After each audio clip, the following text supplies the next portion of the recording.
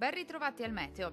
Sarà una giornata all'insegna di un tempo in genere stabile sulle nostre regioni, ma vediamo il dettaglio.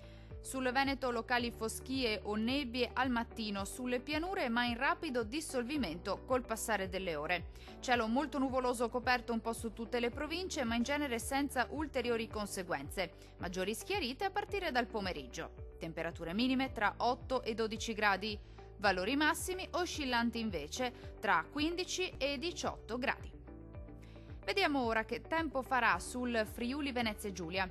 Anche in questo caso sarà possibile qualche foschia mattutina sulle vallate alpine, ma migliorerà a partire dal pomeriggio. Altrove sarà soleggiato ovunque con cielo al massimo poco nuvoloso, non sono previste precipitazioni degne di nota. Temperature minime tra 10 e 11 gradi. Valori massimi compresi invece tra 16 e 19 gradi.